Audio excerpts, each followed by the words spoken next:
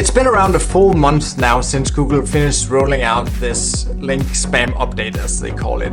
And I always like to give these updates a good amount of time before I make any conclusions or I look at the data.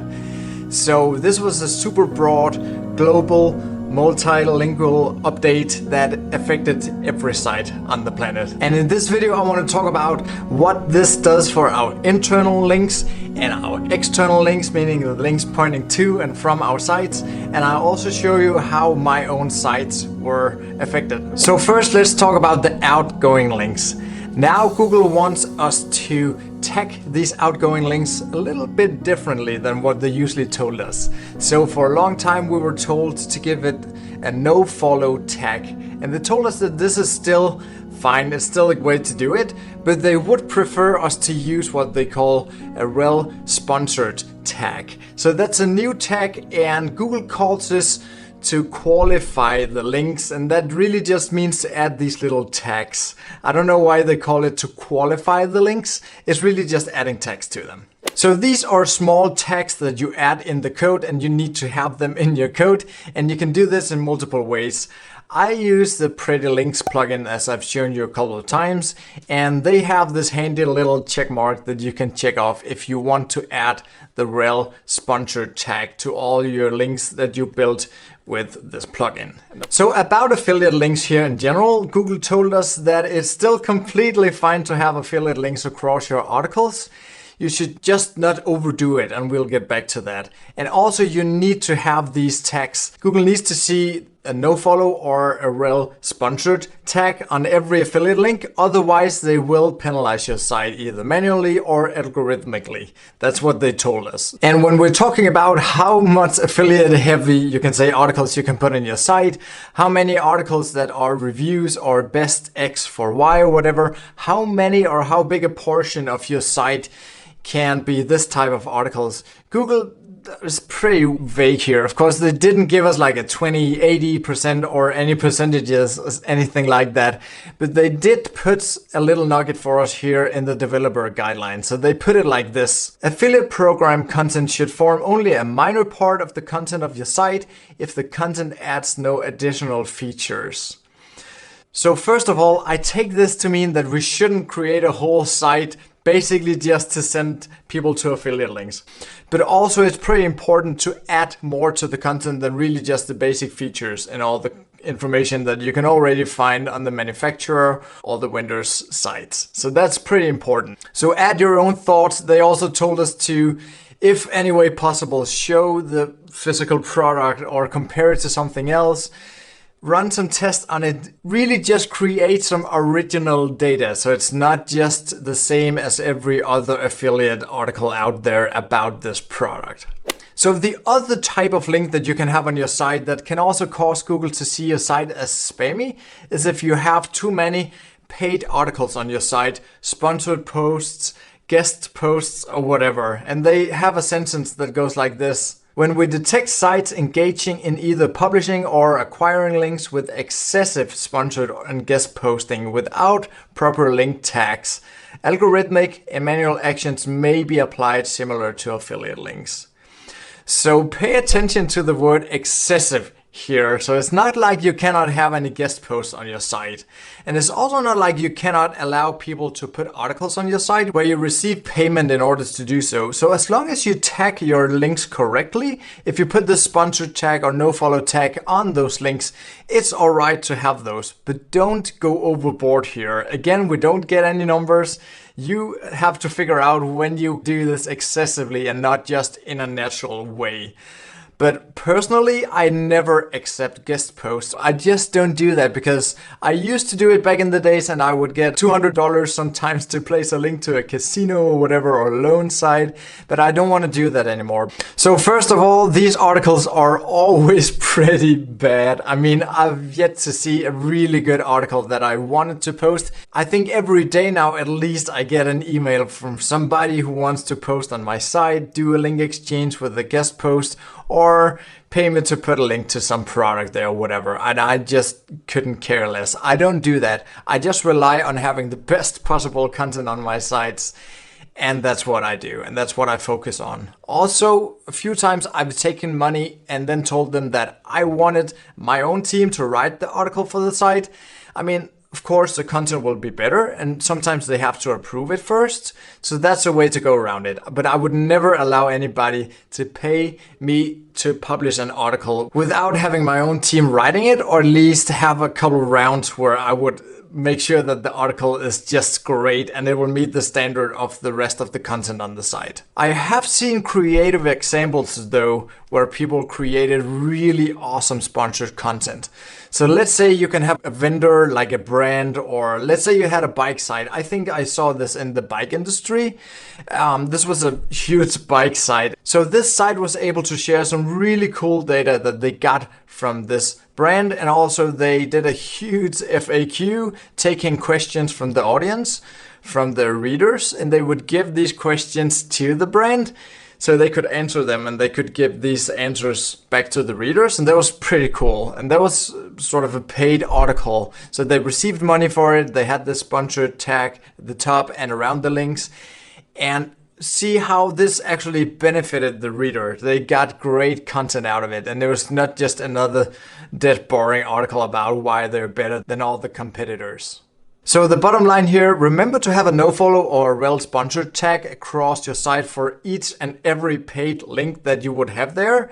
And if you're building a new site and you can choose between the two, choose the rel sponsored tag. Google told us that they prefer this one, but the nofollow is also alright. So now we talked about outgoing links. Let's talk about ingoing links. Links pointing to your site, what we call backlinks. So Google tells us that we should not do excessive link exchange. And a link exchange is whenever you reach out to another site and you ask them, if I put a link to you here, would you want to put a link to me over here? Maybe on a resource page, a tools page, or who knows. But pay attention to the word excessive here. So it's definitely all right to do some link exchange. So it's not like link exchange is wrong. It's not wrong to reach out to other sites in your industry and your niche and ask if they want to link to your content, if you link to them and so on. Just don't go overboard. And again, we don't get any numbers here, but I would say a handful or maybe 5 or 10 links is probably not gonna hurt your site. Google also tells us to not do large-scale guest posting or emailing at people to send them articles that they can post on their site, linking back to your site. So again here, I would say the word is large scale. So again, you can do some. It's perfectly fine to send an article to somebody that they want to put on their site, as long as it's good content. Personally though, I never write articles, or my team never write articles for other people's sites in order to make that content link to our sites.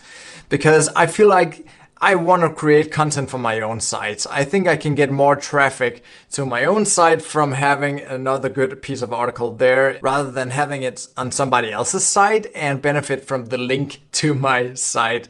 I really want to focus my team's efforts and my money in my business on creating content for my own sites, because I think that's by far a better strategy than creating content that could link back to us. Unless it's a huge site that reaches out to us and asks if we want to share our expert opinion on something, then I'll definitely consider it.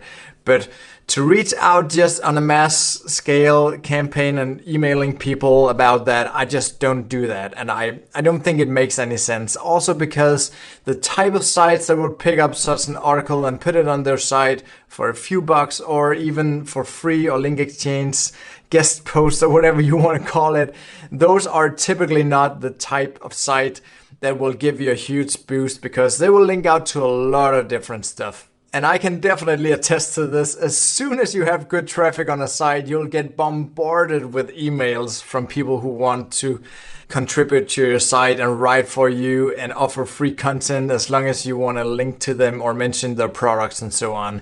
And I just really don't want to get on those sites that link out to all these people that reach out to them, because I think it's pretty apparent to Google that these sites probably don't have the best editorial guidelines if they just allow a lot of people emailing them to post content on their sites. I want to have links from the best sites out there, and trust me, they will never fall for a guest post email. There's just no way that'll happen. So something else we should pay attention to around this link spam update is that Google tells us that they are nullifying links. So that's a pretty weird word, but that means that they will just not pay attention to the links pointing to your sites from spammy sites. So they're not talking about penalties here. They're just talking about not counting links from spammy sites. So that's pretty awesome. So you'd have to consider if there's any risk involved here. I would say probably less. But I still think it's a huge waste of time to reach out to people to link to you. Because again, the sites that will respond back to you and allow you to put content on their site linking to you, they're probably not the sites that you want to link from anyway. Now let's shift over to my screen here and I'll show you how some of my sites were affected or not affected by this link spam update. Okay, let's have a look here. I've set the date interval up here from March 1st to today. So that's around half a year, a little more than that. And this first site here is Go Downsize. So one of my bigger sites, obviously, 3.5 million page views over this period here. You can see how it's been going down a little bit here, but that's to be expected because it's very seasonal. It's about RVing and camping, motor homes, and just everything literally that you could do outdoor when you want to go on vacation alone or with your family. So as the summer wears off, that's what happens.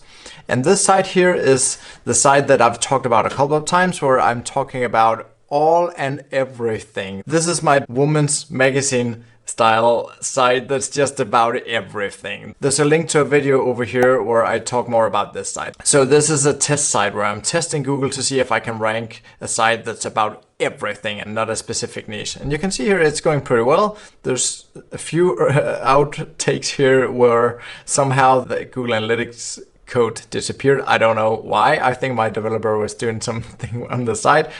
But the traffic is pretty stable. It's not like it's been hit or going down or anything. It's still growing a bit, but the content is also pretty old, so I wouldn't expect it to grow like crazy.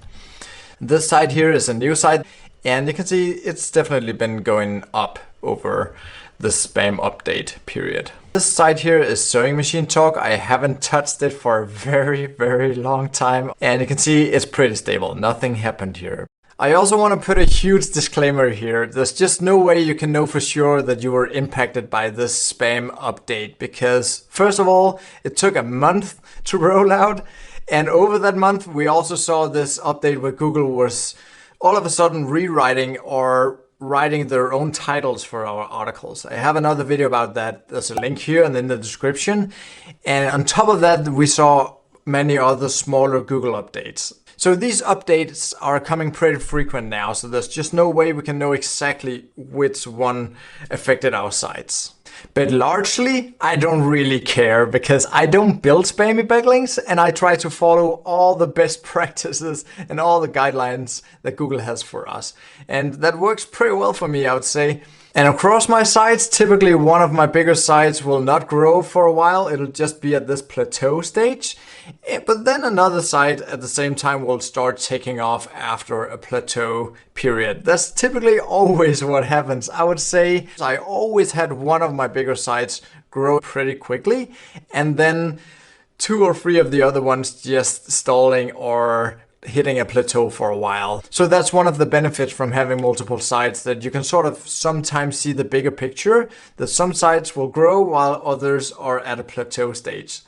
But when you only have one bigger site, it's so demotivating to have a site that's just at a plateau for months, but you really just have to pull through. If you're following all the rules and all the guidelines that Google have out there, if you're doing like I tell you on this channel, just keep chugging along because after a couple of months, it will pick up again. Now let's look at another quote from Google where they say it like this. The best way to get other sites to create high quality, relevant links to your site is to create unique, relevant content that can naturally gain popularity in the internet community.